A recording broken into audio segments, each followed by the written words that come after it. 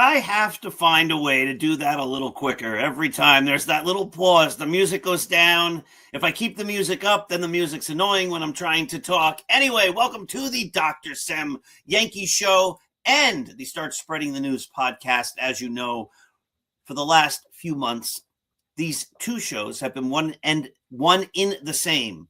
Now, I talked to EJ Fagan just the other day, and he said, when are we going to get back to doing the Start Spreading the News show? And I said, anytime, EJ, I'm ready. And he said, okay, after the WBC. He is big into the World Baseball Classic. I, less so.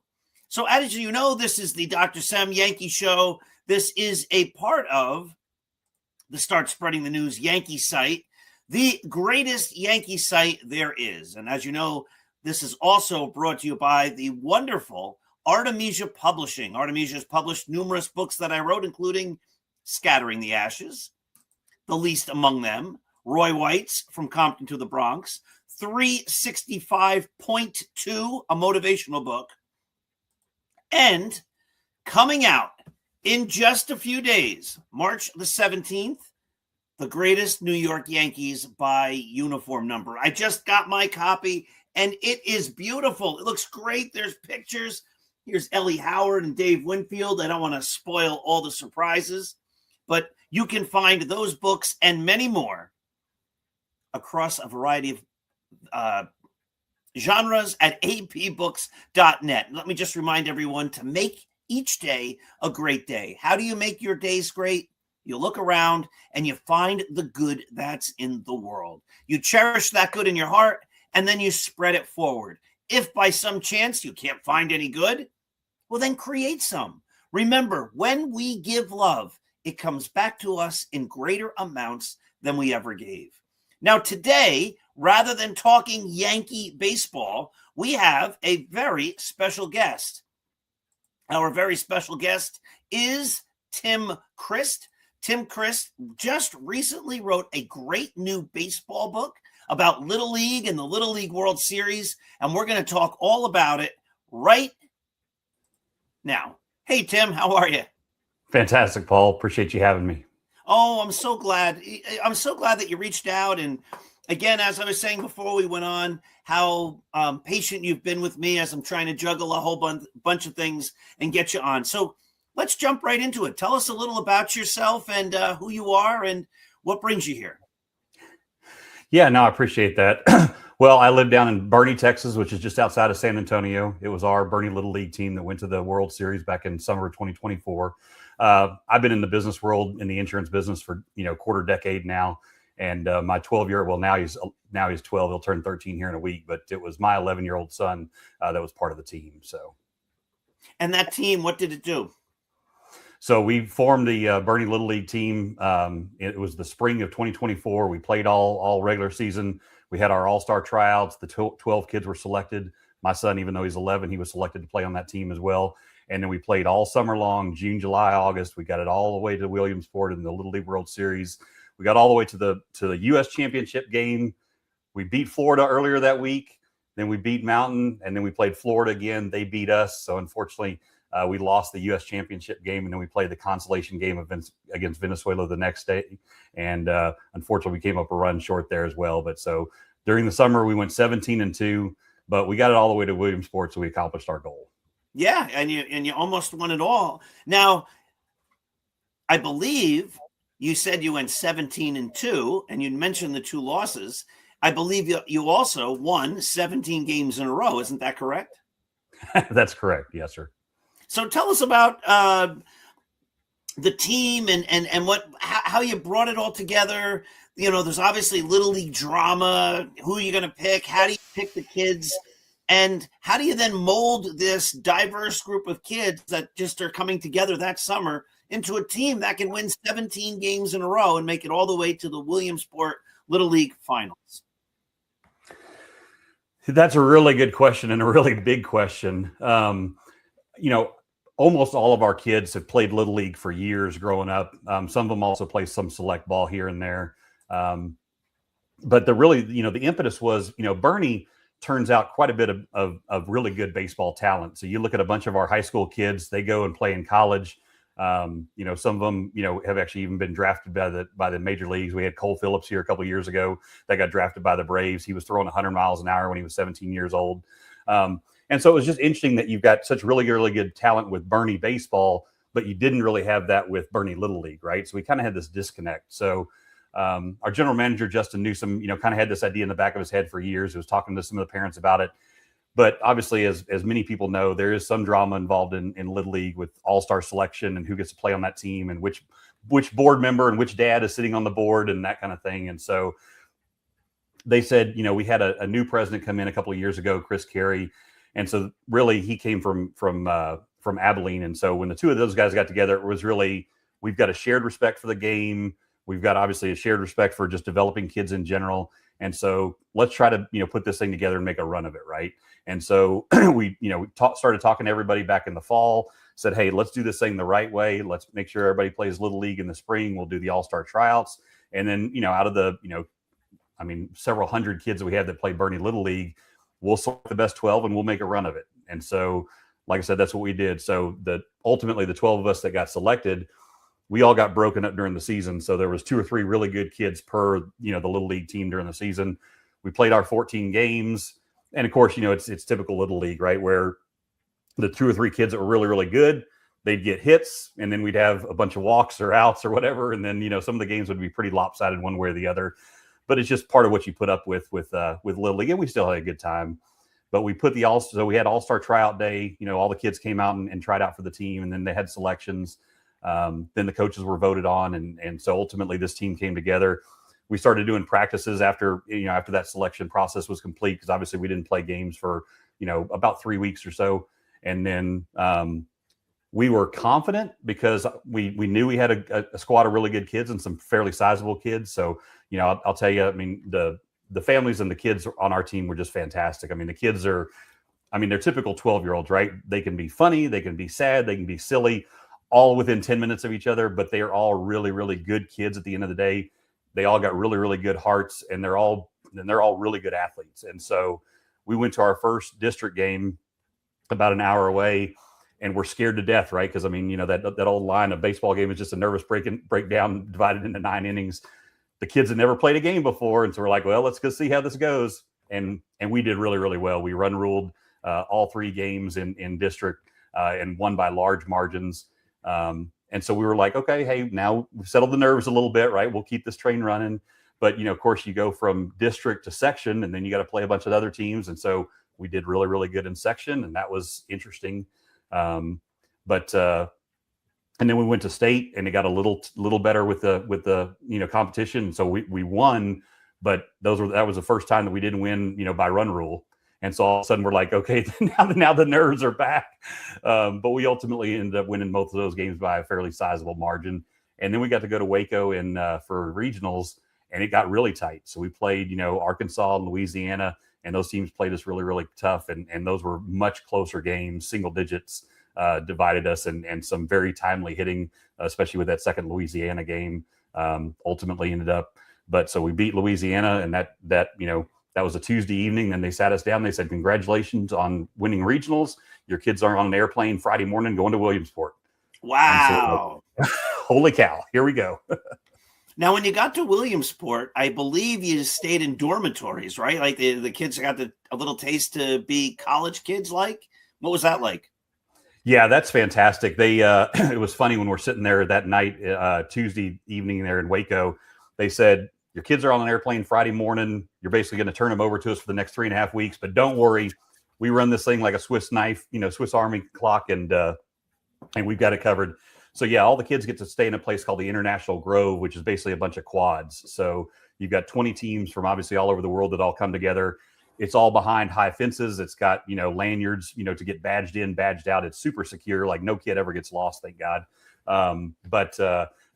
Yeah, the kids, the coaches stay there too. The parents don't stay in there though, but the coaches get to stay there. And so there's some semblance of, adult supervision, but the kids for the most part have the run of that area, right? They get to go play. There's a sport court outside. They've got an indoor game room that's got ping pong and a bunch of, MLB The Show video games on a couple of TVs, and some, what I call, the old school ping pong games on the wall. And so they get the run of the place. They get to hang out for the 3.5 weeks when they're not playing baseball. They're playing in that area unless they're hanging out with, watching some of the other games. So they got to, and there's a cafeteria, of course, where they feed them and whatnot. So it's, they definitely get to feel like big leaguers for a while. And like I said, have quite a bit of freedom for being 12 years old. That's amazing. So do the teams intermingle? Do the kids get to see kids from other teams and other parts of the world in this complex? Oh, absolutely. So the quads are basically they're 2-story buildings. So there's 4 teams per building. So in our building, it was Venezuela, Japan, and then Southeast Florida. So wow. These kids are all within close proximity of each other. The showers are, communal facilities. And so there's a lot of interaction that goes on. So, there was one Japanese kid that spoke a little bit of English, but otherwise the kids are all using their phones with Google Translate to talk back and forth to each other. So it's translating into Spanish for the Venezuela team, and it's translating into Japanese for the Japan team. And then, of course, the other quads had the other teams in there as well. But yeah, our boys got to play a whole lot with the Florida kids, with the Japanese kids, and also with the Venezuela kids. So that's a really cool multicultural experience for those. That's what a great learning experience. Did your son get to make any friends that he still keeps in touch with across from Venezuela or Japan or South Florida? We swapped phone numbers and email addresses with a few of the kids. So yeah, there's some of that that goes back and forth. Oh, that's awesome. But obviously with the language barrier, it's a little bit challenging with the international kids. But 100%. But what an opportunity, as I said, to have a chance to see how other cultures play baseball, how they interact, how they play games, even. I once went to Japan, 2012, and it was an educator's tour.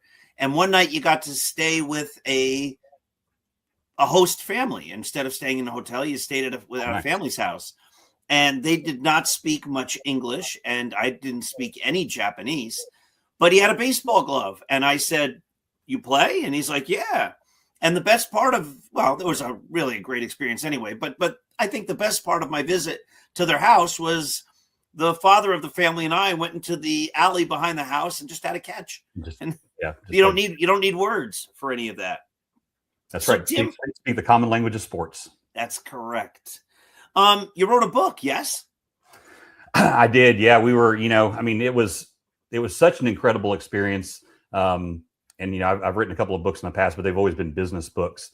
And I just was like, this is something we want to be able to tell our grandkids about, right? Caleb's kids, ultimately, at some point in time, the whole community showed out for this thing. And so I was like, you know what, before my memory leaves me, let me try to put this into a book. And I remember, I'm sure you've read it, years ago, I read, Moneyball. And so it was like, I'm kind of an analytical guy. And so it was like, how do you take, a group of, what they called them misfit toys, right? In Moneyball, the Oakland A's, and turn them into a team that won so many games and won the pennant several times, and then gets into the playoffs.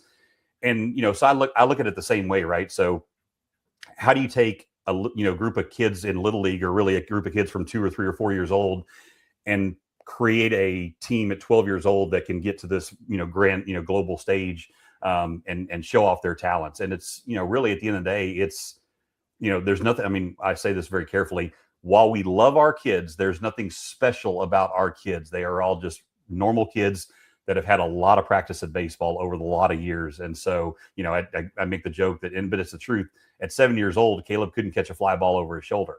But in the last 5 years, he's gotten really, really good from after T-ball. And so the idea was, like I said, really a Moneyball book was like, let's write a, what I call a creative nonfiction, right? So it's a historical nonfiction book, talks about our journey, but then it's combined with a how-to. And so I included a whole bunch of statistics in the book because, number one, I love statistics, but number two, I think especially for parents and coaches and whatnot that are trying to help develop their teams and whatnot, the challenge when you read books or listen to some podcasts is they don't ever give you great measurement tools about are your kids really good? Or are they not really good at this particular age? So I'm like, you know what?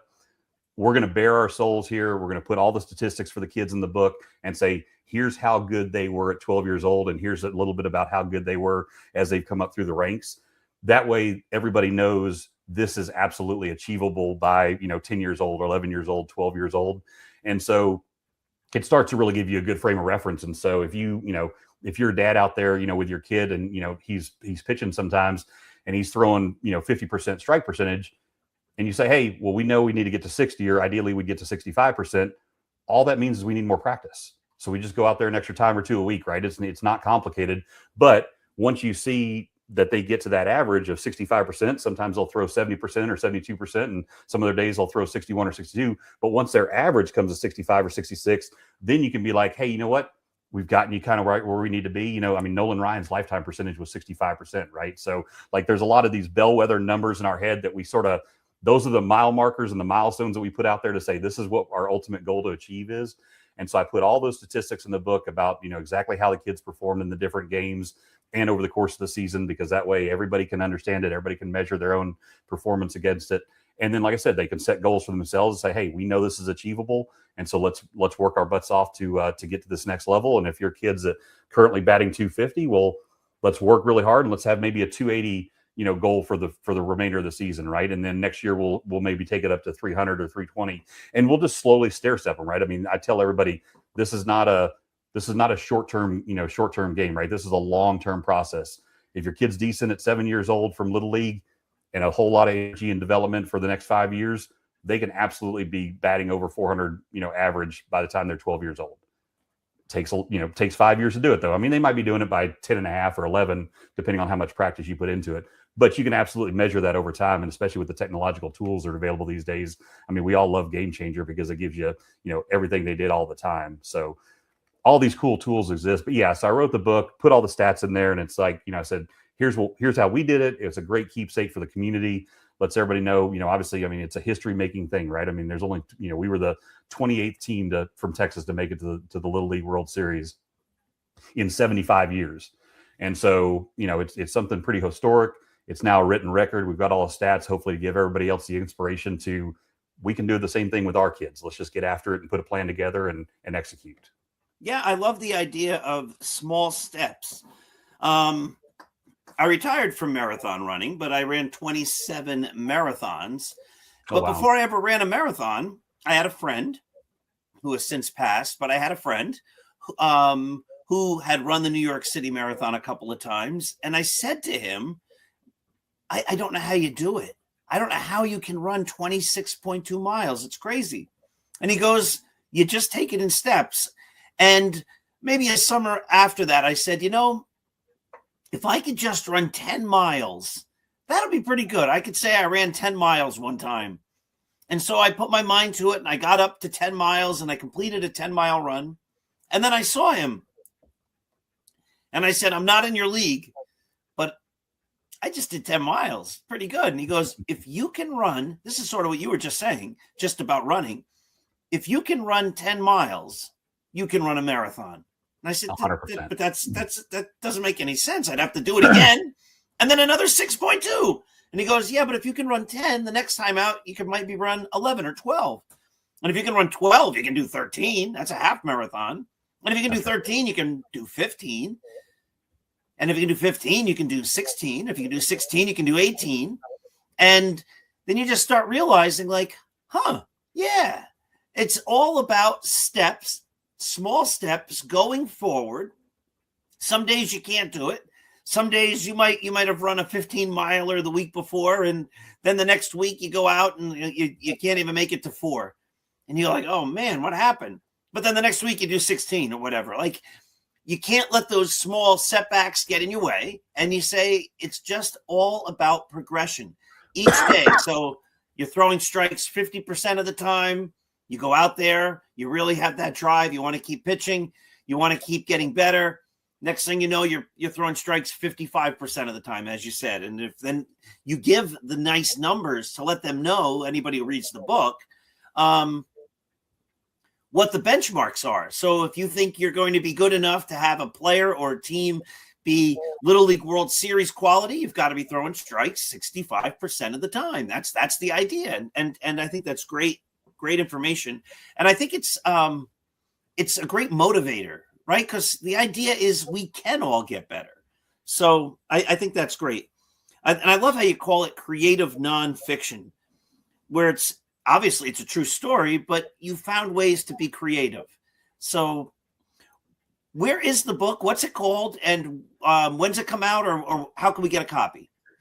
Yeah, so it's how Bernie made history and played in their field of dreams. We're finalizing a couple things with publishing at the moment. Expected to be out within the month or so.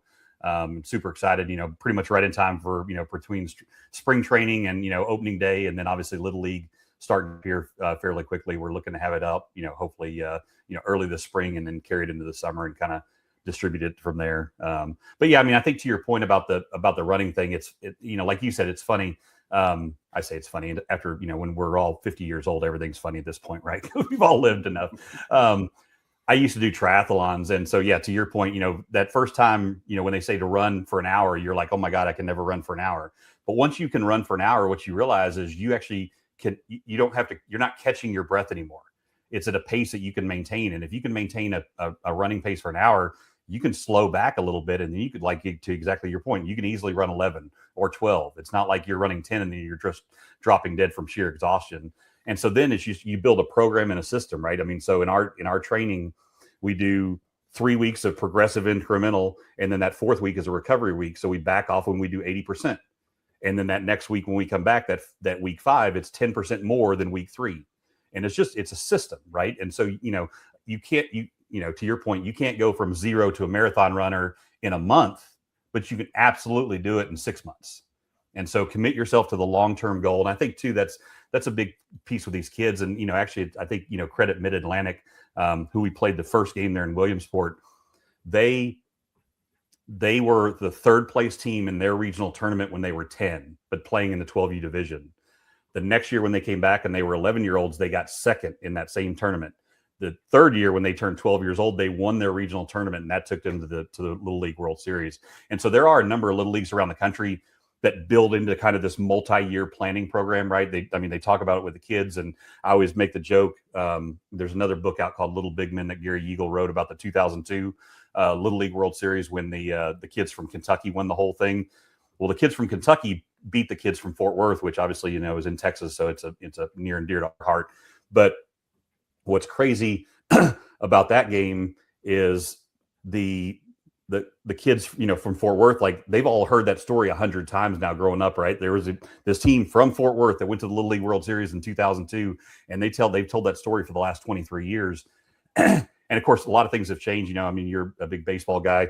Those 2 pitchers in that game, one of them threw 124 pitches and one of them threw 118 pitches at 12 years old. And we wouldn't even think about letting our kids do that today. But obviously the rules were different. And we had different ideas around pitch counts and limits and whatnot. And of course, that's not even close to, like, Nolan Ryan's throwing 166 or 216 pitches in a game. But yeah, it's just a system and a program you put together over time, right? And so you put a multi-year plan together and say, hey, we're just going to get, and we use the phrase 1% better every day, right? That's all we care about. We get 1% better every day. And every day we go and put focus and intentionality into our development. And as long as we feel like we accomplished it, it's amazing what happens over the course of a single season, whether it's a fall or spring. You see kids get so much better. And then as they get better, their confidence improves. And as their confidence improves, then they're more motivated to want to continue to practice and get better. And it's just a self-fulfilling prophecy at that point. It's funny. I mean, Caleb, now he's almost 13, but we played this past weekend, and he said, hey, Dad, we didn't play until 2:00 in the afternoon. So all morning he's like, Dad, when are we going to go to the cage? I'm like, Bud, we go to the cages 2 hours before the game. He said, well, let's go at 11 instead of 12. So he was like pushing me to want to go hit at 11:00 in the morning, 3 hours before game time. So I was like, I compromised. We went 2.5 hours early. But I mean, that's what happens with these kids once they get fired up and energized about whatever it is they like to do and get focused on. And the interesting thing about sports is the better you get at it, the more you like it. So I always tell parents, you can't get your kid involved in Little League or really any athletic activity. Let them play it for, 9 weeks or 12 weeks or whatever, and then that be over and done with. They're not going to be that good that first time out of the box. They need to play it for 3 or 4 or 5 years, and then they start to kind of get a sense of their world, right? So we did the thing, and I mean, you're you got to have a church there in Wyckoff. So Catholic Youth Organization does this youth sports program where you play fall flag football, winter basketball, spring t-ball, summer soccer, and summer basketball. We played that circuit with Caleb for 4 years. And so every 9 weeks, we're doing some different sport, right? And so in between those, we'd go practice all of them all the time. And so he gets a little better every year, but by age 5 and 6 when he's been playing that a couple of years. Well, in basketball, he would go get the rebound and he would just run immediately down the court and make an easy layup. And the rest of the kids are still at the other side of the court waiting for the rebound. Like, we had just developed the training into him and the quickness of, here's what you do exactly when you get the ball, right? And so it's a multi-year effort of developing these kids, fast twitch muscles and everything else. But once you kind of build that competitiveness into them and the understanding of how to play the game, then it's just off to the races. And it just becomes so much fun from a parenting perspective to just watch them flourish and then just help them continue to, to get better and better. That's great. Now, I do want to get to this because you have a part of your book where it talks about the kids coming home. They say you can never go home again, but what was it like when the kids returned home? Yeah, so that, everything was a whirlwind. I say that, interestingly enough, Williamsport is basically it's like Disney World, but for baseball, right? There's not a blade of grass out of place. It's beautiful. That Kentucky bluegrass, it just is lush, and the whole place is just absolutely just perfect. It's like a fairy tale. But we finished playing on that Sunday against Venezuela, and then the kids are on a flight home on Monday, and so time stood still, or felt like it stood still, for those 3 weeks. I couldn't, it felt like we were there for a year and a half. And then it also felt like we were there for like 10 minutes. All right. It's just kind of a crazy, weird feeling. But we ended up flying back home Sunday night. The kids flew back home Monday. So they land at San Antonio Airport. The San Antonio firefighters got 2 fire trucks that are dumping streams of water on the airplane as they taxi off the tarmac up to the gate. The Delta pilot comes on. He's like, that's the coolest thing I've ever seen in 35 years, is to get this shower of affection. So the kids get parked. Of course, all the news crews are there to interview the kids and stream it as they come off the plane. They jump in a bunch of vehicles that are supplied by the local car dealerships, and they get a police escort out to Bernie, which, I know you visited out here. So it's, 25, 30 minutes from the airport. In a police escort, though, it takes you about 15 minutes. So now the boys are, super spoiled. They're like, that's the only way to travel. And we said, well, yeah, as long as you're in the front of the police car, not in the back of the police car. Yes. But yeah, they came out to Bernie. There was a big parade set up, so the kids all got to parade down the square, and then everybody came into Main Plaza. The mayor and a bunch of other local officials, praised them and had some words of appreciation. And there was probably 1,000, 1,500 people that turned out just to get more signatures from the kids, just to get pictures with the kids. They're now celebrities in the town. Even now, it's a year and a half later, we can't go anywhere, really, even in Texas, and without people recognizing who he is. They're like, oh, you're that kid. And the book will do even more. He still gets requests for autograph and, pictures and whatnot. So it's crazy. They've got a whole new level of fame. That's awesome. Now, how many of the kids on the team have the ambition or the dream of one day playing pro ball? Is that what they're all looking to do, or do some of them thinking they want to do other things? What's the general at 13 years old? What are they thinking? At 13 years old, they've all got their lives all perfectly planned out, right? No, there's a split. There's some kids that still would probably rather be professional football players. There's some kids that definitely believe baseball is going to be their game of choice. There's other kids that are just super excited about track or cross country.